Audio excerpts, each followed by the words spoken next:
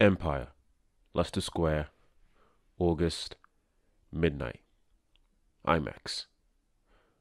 I was set to go to Greenwich University to do philosophy and social studies. Greenwich University being near the O2 and far, far away from where I am now. Depressed. Well, just lost, to be honest with you guys. And then, in the middle of this movie, towards the end, I see this scene.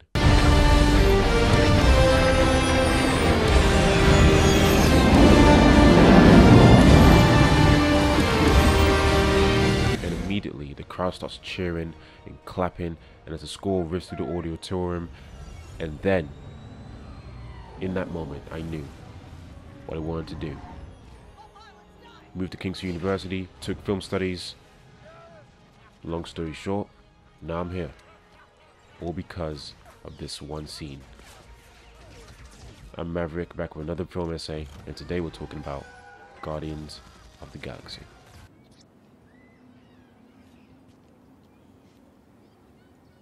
What happened? This guy just backed out of a deal on me. There's one thing I hate, it's a man without integrity. Peter Quill, people call me Star-Lord. Now, Guardians of the Galaxy, I'm going to try and remain as unbiased as possible because this obviously, from that intro, you can tell this film has, well, probably the biggest impact on where I am right now in my life. But if I look at why it is, and I look at the components which led to that, Guardians of the Galaxy was really a film that, in that time where I saw it, it was such a big change and tonal shift from what we've seen from the previous Marvel movies. Marvel movies beforehand, while they weren't, while they weren't Shawshank Redemption, they weren't extremely serious, there was a level of seriousness where they took themselves seriously. Guardians of the Galaxy was the first film to come along where they truly made fun of themselves and knew what they were, and they made that their strength. So I think self-awareness was their biggest strength. When you take, right, in fact, the opening.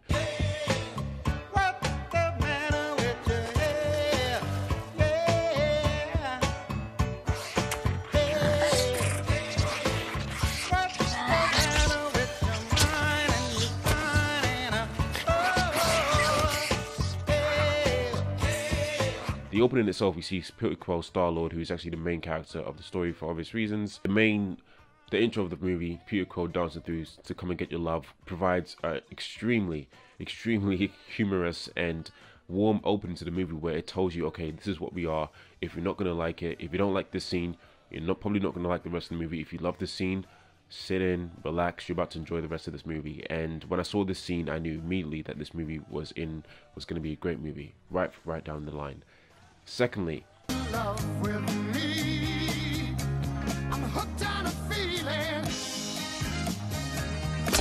one thing that Marvel has been criticized in the past is their use of music. Now, Guardians of the Galaxy, take away the OST for a second by Tyler Bates.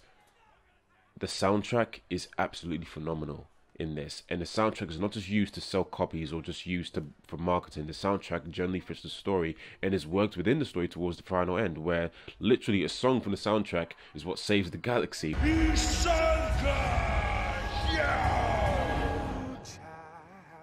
are gonna get easier. Ooh, child, things will get brighter. Listen to these words. Ooh, child, things are gonna get easier.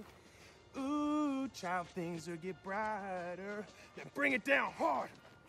Someday. Which is, I think, is such a simple thing, but it's been so overlooked. The power, like I said in my previous essay about score, the power of music. And sometimes I believe that music is just as, or sometimes probably more important than the actual film or what it is, because the music is illustrating of what you see on the screen.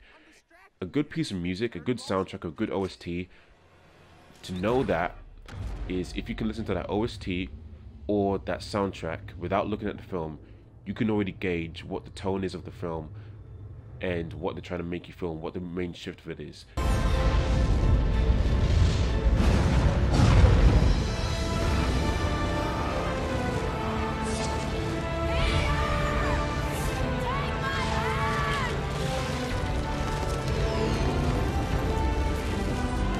Take my hand, Peter.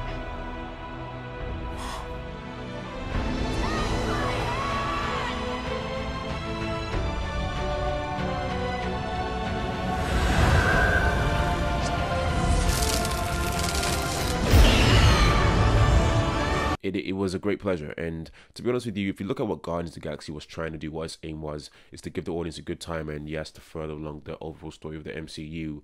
It did both in great fashion. But I think the people why I like so much is that Guardians of the Galaxy is the kind of film that someone who's never seen any of the MCU films. If I was going to recommend one for them to watch without watching any of the others, it was Guardians of the Galaxy, because it was a film that stands on its own. You know, it doesn't require you to watch 6 or 7 films, which is why I love the MCU, the whole cinematic universe system. The biggest flaw that stares you in the face is that, okay, someone who's not up to date, they have to do about 16 to 14 films or 9, 10 films of research and back cataloging just to be up to date with the current film. And, you know, for some people, that's great. That's a whole 2 days. But, you know, to someone who's really busy or works or just, you know, hasn't got the time to sit down and watch all those films as much as they would want to and pay attention to each and every one and understand it, that really can turn some people off. And Guardians of the Galaxy was really a film that, okay, if you've seen the MCU, you're gonna like it a lot. If you haven't seen any of it, you're still gonna like it, because this film stands on its own and it's more of the characters. Furthermore, the nostalgia of this movie, the film really plays like a 90s Saturday morning cartoon, and I think the Guardians all rub off each other. I think most of all about this film is that the chemistry is just second to none. The chemistry and the dynamics between this whole group when they're together. When I could watch a film with these two and sitting in the room just debating about stuff, and when you can have characters, a group, ensemble group like that, it really does just show how much successful you've been in the writing room. I ain't buying it. I'm giving you to the count of 5. 5! No! No! 4! No! Wait, hold 3! on. Rocket, it's me. For God's sakes, we figured it out. We're fine. Oh, hey, Quill, what's going on? Spare me your foul gaze, woman. Why is this one here? We promised him he could stay by your side until he kills your boss. I always keep my promises when they're to muscle bound. Whack jobs will kill me if I don't. Here you go. Oh, I was just kidding about the leg. I just need these 2 things. What? No, I thought it'd be funny. Was it funny? No, wait, what did he look like hopping around? I had to transfer him 30,000 units. How are we gonna leave? Well, he's got a plan, right? Or is that another thing you made up? I have a plan. I have a plan. Cease your yammering and relieve us from this irksome confinement. Yeah, I'll have to agree with the walking thesaurus on that one. Do not ever call me a thesaurus. It's just a metaphor, dude. His people are completely literal. Metaphors are gonna go over his head. Nothing goes over my head. My reflexes are too fast. I would catch it. I'm gonna die surrounded by the biggest idiots in the galaxy. Behold, I'm the love that you've looked for. Right to me and stay. this one shows spirit. She'll make a keen ally in the battle against Ronan. Companion, what were you retrieving?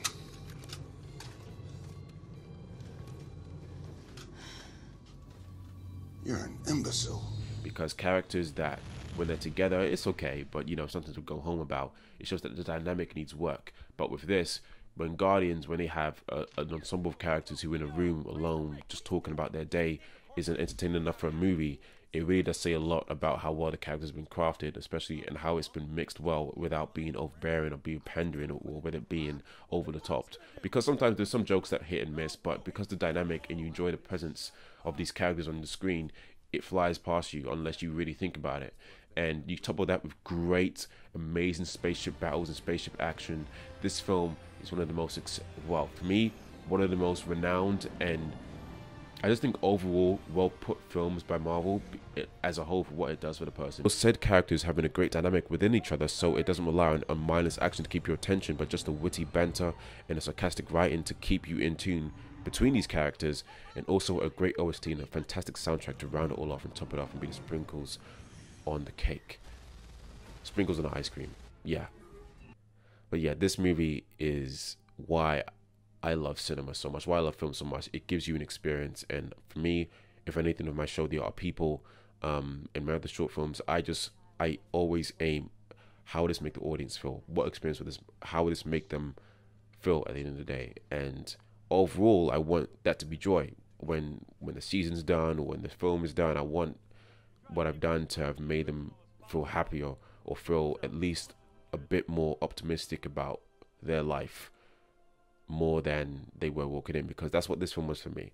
I'm not going to get too much into it, but this film really caught me when I was in a bad spot mentally, and it just, you know, I'm not saying it's a magic pill, it's not, but no film is, but there's something to be said about, you know, spending your time working on something that has a runtime of about an hour, 2 hours, and a couple of strangers will see you in a dark room, and then they leave that dark room feeling a lot more optimistic and hopeful about their lives. And you'll probably never meet them personally, but I think that has true power.